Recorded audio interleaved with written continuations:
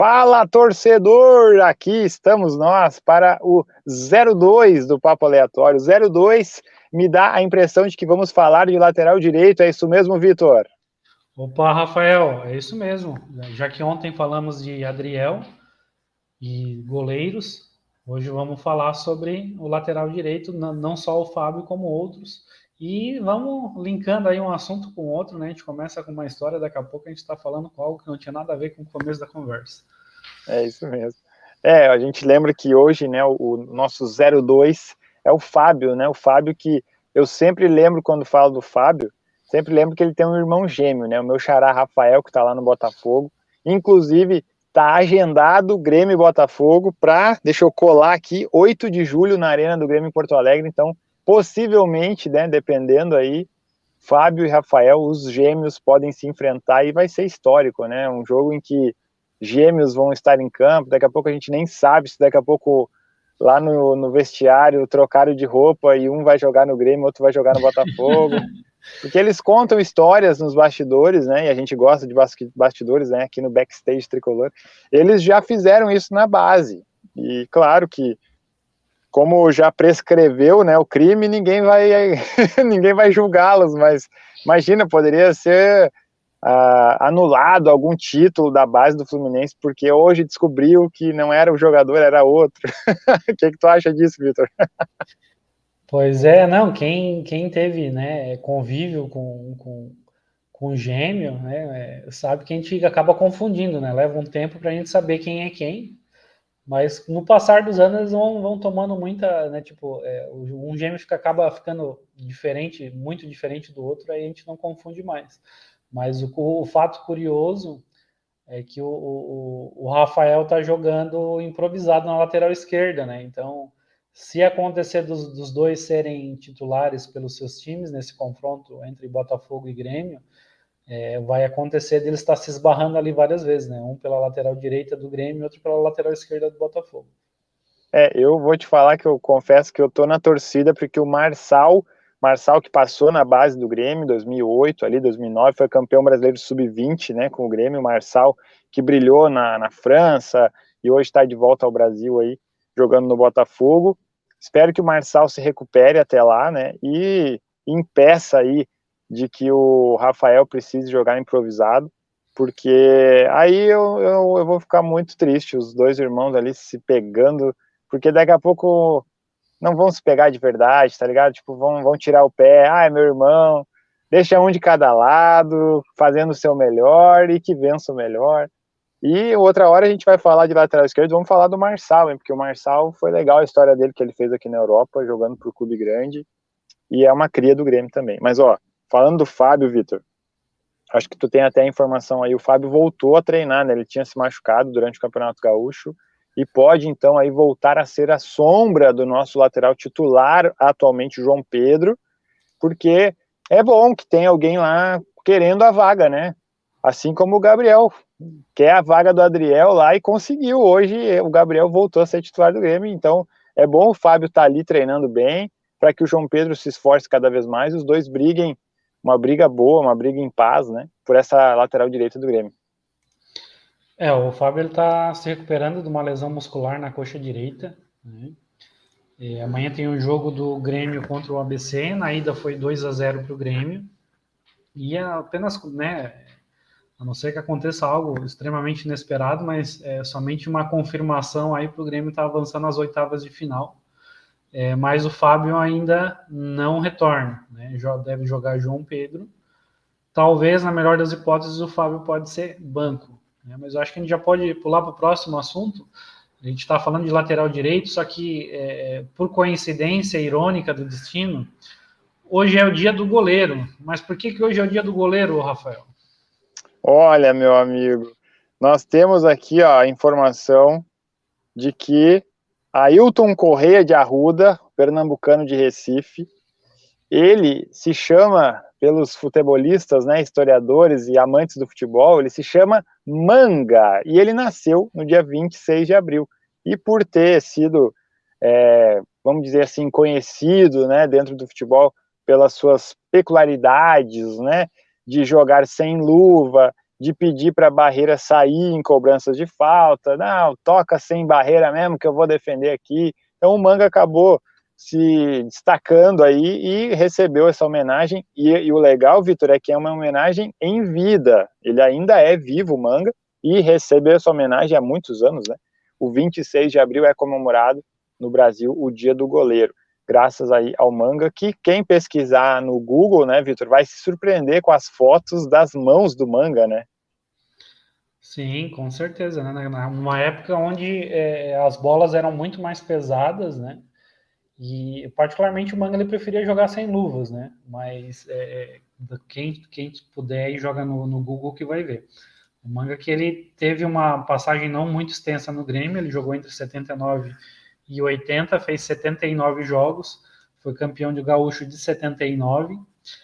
A gente falou de Botafogo, né? O Manga jogou no Botafogo, foi bicampeão brasileiro pelo co-irmão. E o fato interessante é que entre 69 e 74 ele jogou no Nacional, né? Nacional que também é o mesmo time do Luiz Soares. Isso. Coincidências aí da bola. E acabou encerrando a sua trajetória por clubes no Barcelona de Guayaquil.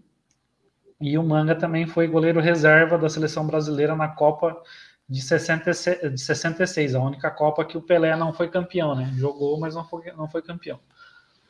Exatamente. O Manga acabou participando de uma partida dessa Copa do Mundo e na época ele estava no Botafogo, né? Então o Botafogo era o grande clube do país, com Garrincha e etc, né?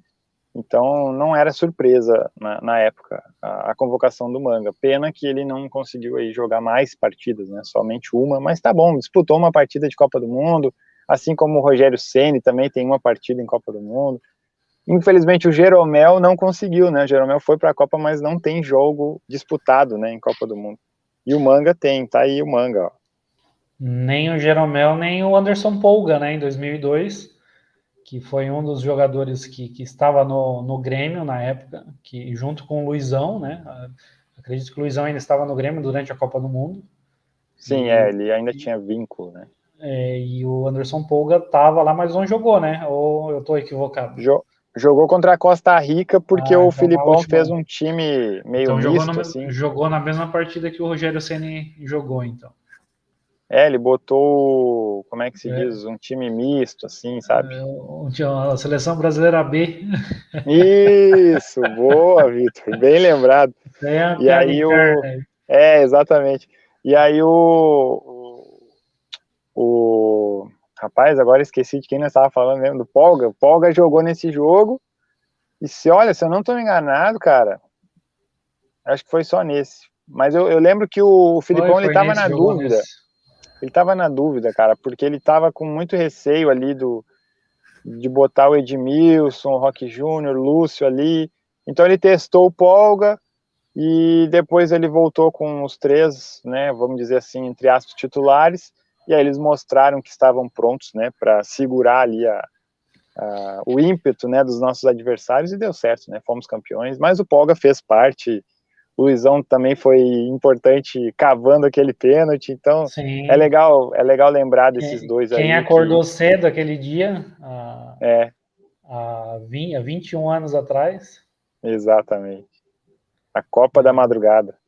é, aquela Copa foi uma Copa interessante pelo seguinte, né? Claro, além do título, para a gente que é gremista, o Grêmio, na época, recentemente tinha acabado de ser campeão da Copa do Brasil em cima do Corinthians do Luxemburgo. O Luxemburgo, que foi técnico da seleção brasileira em parte da preparação para essa Copa. E aí o Tite jogava com um time com 3 zagueiros, né? E ontem a gente acabou falando do Roger. O Roger era o zagueiro pela esquerda, que eram 3 zagueiros. O Roger, que era lateral, ele jogava como zagueiro nesse time do Tite, que foi tetracampeão da Copa do Brasil. E o Anderson Polga fazia parte desse elenco aí, né? Jogou bastante, foi importante. Né? E também na época o Ronaldinho, que não fazia muito tempo que havia saído do Grêmio, ele estava no Paris Saint-Germain ainda, e aí depois daquela Copa que ele acabou indo, né, pro Barcelona. Então, dá para fazer muita relação, né? Claro, e obviamente, né? O Filipão, que é um dos maiores treinadores da história do Grêmio, foi o comandante, né, daquele time, né, que trouxe o Penta aqui para o Brasil. E agora eu fui confirmar, ele foi titular também contra a China na segunda rodada. O Brasil estreou com Edmilson, Lúcio Edmilson e Roque Júnior. Aí contra a China e Costa Rica, ele deixou o Edmilson no banco. Não, na verdade, contra a Costa Rica o Edmilson jogou, né? Contra a China, ele deixou o Edmilson no banco, botou o Polga. Aí depois ele colocou o Roque Júnior no banco contra a Costa Rica. Então ele testou nesses 2 jogos para ver se o Polga se encaixava ali. E aí parece que não deu certo, porque aí nas oitavas contra a Bélgica já voltou então o time da estreia, que era Lúcio, Edmilson e Roque Júnior, e seguiu assim até a final contra a Alemanha. Não é bom falar em Alemanha, vamos tirar essa palavra aqui do podcast. Mas é legal saber, né, que o Polga estava ali. E lembrando, Vitor, o Emerson, ele estava no grupo e foi cortado na véspera por uma lesão na clavícula, aqui no ombro, né? E aí, dando uma de goleiro no treino, acabou se machucando. Nem vamos rir do Emerson, né? Os famosos rachões. Que os caras acham que é brincadeira, mas é levado a sério, né? Tiraram o capitão da seleção na época, né? Capitão, exatamente. Capitão. E qual que é o fato curioso, que é uma situação que pouquíssimas pessoas lembram, né? Geralmente o time que é campeão do mundo, ele faz um amistoso comemorativo no seu país, né? E aí o Brasil fez um amistoso contra o Paraguai. O Brasil perdeu aquele jogo. O Emerson foi convidado, né? Então foram 24 selecionados, né?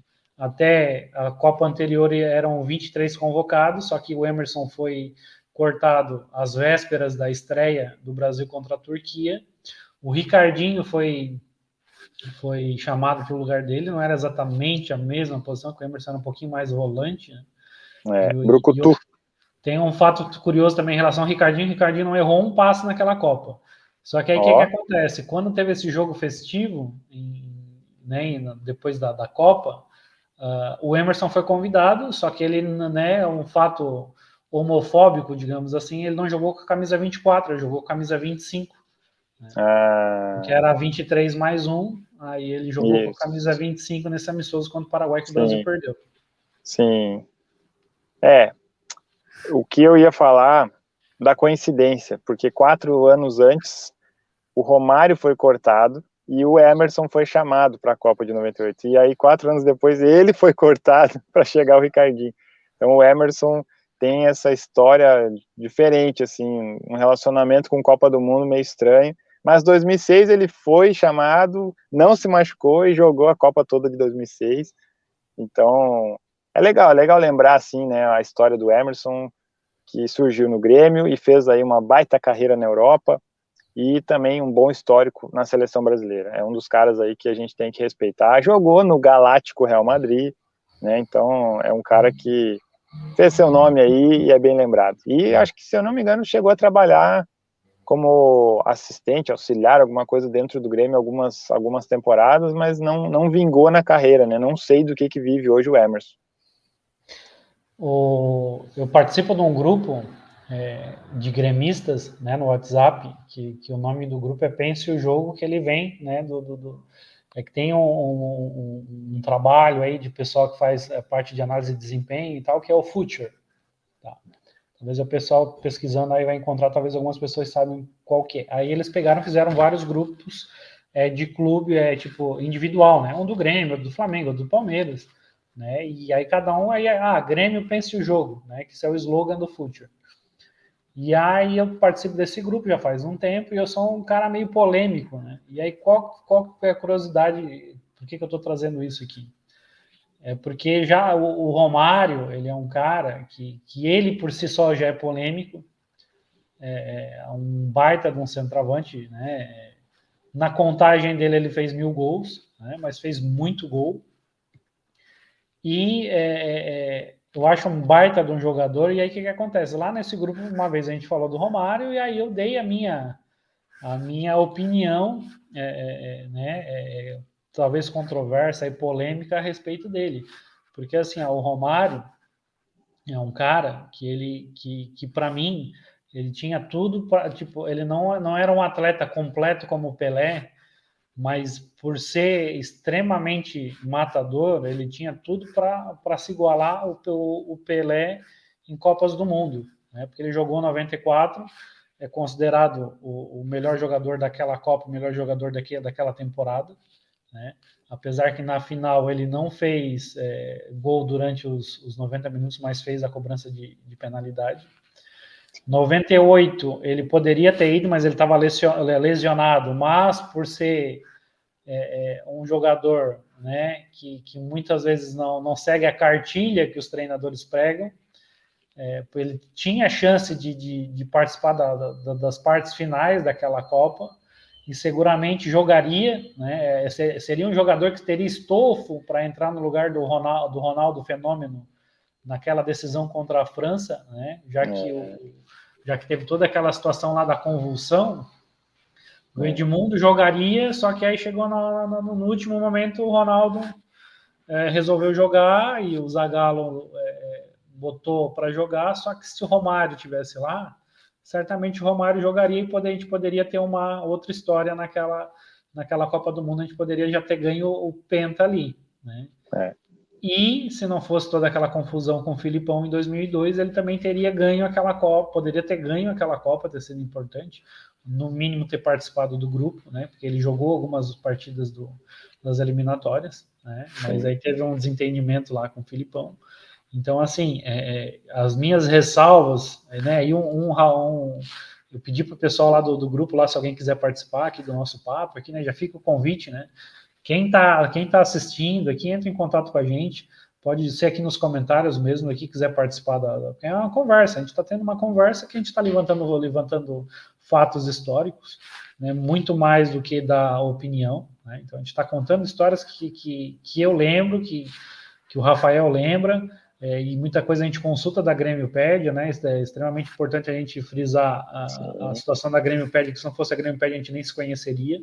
Né, que é um trabalho aí de 7 anos que é feito, resgatando a história do Grêmio, e a gente acaba resgatando muito da história do futebol nacional, porque o Grêmio é um clube extremamente vencedor, né, e muito profissional, sai do Grêmio para desbravar o mundo, né, desde treinadores, né, treinadores que boa parte do tempo aí tem muito treinador gaúcho aí que saiu do Grêmio despontando no cenário nacional, né, sendo técnico da seleção brasileira, e aí a gente teve o Ronaldinho, que foi 2 vezes campeão do mundo, que foi 2 vezes melhor jogador do mundo, que foi campeão do mundo, enfim, né, e aí esse colega lá do grupo lá falou, fala do Romário, e qual que é a tua opinião a respeito do Romário, Rafael? Vou até tomar uma água aqui que eu falei em 5 minutos aí sem parar. Ó, a gente só tem que lembrar que em 90 o Romário também jogou a Copa, mas aí se machucou durante a Copa, né? E acabou não ajudando muito ali, né? O Brasil, que acabou sendo eliminado lá pela Argentina do Maradona. Esses dias, inclusive, eu assisti os 90 minutos e entendi que o Brasil poderia ter eliminado a Argentina naquele dia. Só que a bola não entrou, e aí depois o Maradona achou aquele espacinho ali, tocou para o Canija, que fez o gol e eliminou o Brasil. O Romário, realmente, se ele fosse um exemplo de atleta, né, Zé Roberto da vida, em 98 todo mundo apoiaria que ele ficasse. Não, peraí, vamos deixar o homem aqui, o homem resolve. Mas aí, como ele tinha aquele histórico de não treinar, inclusive no Barcelona fazia gol para poder pegar e passar as férias no Brasil, tipo, e ele fala isso abertamente, ele não tem vergonha, e eu concordo com ele. Não pode baixar a cabeça agora e dizer, realmente, eu tive uma carreira que eu poderia ter sido melhor. Não, tem que se exaltar o que ele fez e ele tem que bater no peito e dizer, eu sou assim mesmo e tal. Não adianta agora ele, né, dar aquela de bom moço e tal, e não, tem que fugiu a palavra agora, mas tem que assinar embaixo de tudo que ele fez, assim como o Renato também faz, né? Isso é da personalidade. Então eu garanto aqui que se ele fosse um Zé Roberto, ele teria jogado 98, teria jogado 2002.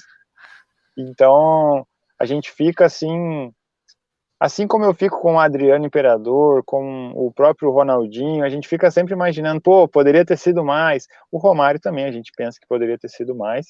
Só que do pouco que ele fez muito, e para mim, até hoje é difícil falar se ele foi melhor ou o Ronaldo Fenômeno foi melhor. Até porque são posições diferentes também, né? O Ronaldo era um pouco mais velocista, driblador, o Romário era mais de área, finalizador e tal. Mas é difícil responder, assim, eu fico sempre na dúvida. Às vezes eu pego no YouTube e assisto uns lances do Ronaldo Fenômeno e eu fico, caramba, meu, o Romário não fez isso. Aí depois eu vou assistir o Romário. O Ronaldo também não tinha essa facilidade ali para. Mas no fundo, acho que o Ronaldo é um pouquinho melhor que o Romário. Arrumei incomodação para mim. Cada um que deixe sua opinião aí nos comentários, né? Mas há várias similaridades em relação ao Romário e o Ronaldo. Eu já discordo de ti, Rafael, em relação ao posicionamento, porque né, o Romário ele foi fazer a primeira partida profissional no Vasco em 1985, tá? O Romário ele chegou a jogar junto com o Roberto Dinamite no Vasco. Então, o Dinamite jogava mais fincado e o Romário jogava ali mais como segundo atacante. E o Romário, no início da carreira, tinha um pouco dessa questão de velocidade. Claro que não igual o Ronaldo Fenômeno, né? Mas ele tinha essa questão de velocidade, de ser quase um segundo atacante. Aí, com o tempo, né, com o passar do tempo, que aconteceu a mesma coisa com o Ronaldo. Né? O Ronaldo, aí, depois de inúmeras lesões, ele foi ficando cada vez mais fincado na área. Então, e a outra similaridade é que o Ronaldo Fenômeno ele saiu do Cruzeiro e foi para o PSV. O Romário ele saiu do Vasco, foi para o PSV e depois foi para o Barcelona. E o Ronaldo, depois do PSV, também foi para o Barcelona. Né? Verdade. Então, eles têm algumas similaridades aí na carreira, aí, mas, sem dúvida nenhuma, são grandíssimos jogadores. O Romário até acabou tendo uma carreira mais longeva e mais produtiva em relação aos clubes, né? Porque depois ali de N lesões, o Ronaldo acabou jogando muito menos, enfim, né? Mas, só para encerrar em relação aos dois, o Ronaldo fez 2 gols na final da Copa, né? E o Romário não fez, né? Viu? É difícil, é difícil. Ó, e eu já vou deixar aqui o convite para o pessoal se inscrever no canal, né? Ativar as notificações, deixar o comentário, dar o like e também se preparar, porque já que estamos seguindo a ordem 01, 02, 03, será que no próximo episódio vamos falar do Jeromito, Gerodeus, Jeromel? Fica aí a dica, né, Vitor? Fica a dica, né? Mas já tá entregue, né? Por enquanto, né? Tá fácil fazer o podcast ali relacionando o número com a posição. Depois que a gente for do 12 em diante, aí vai ser um pouquinho complicado, mas claro. assuntos de bola não faltam, né? E graças a gente torce para um clube que tem muita história, que é a nível Brasil, a nível internacional, então fica fácil ter assunto e relacionar esses assuntos ao Grêmio. É isso aí. Vamos que vamos. Fica ligado aí, pessoal, para assistir o próximo episódio. Tamo junto aqui no Papo Aleatório no Backstage Tricolor. Valeu, Vitor! Valeu, Rafael!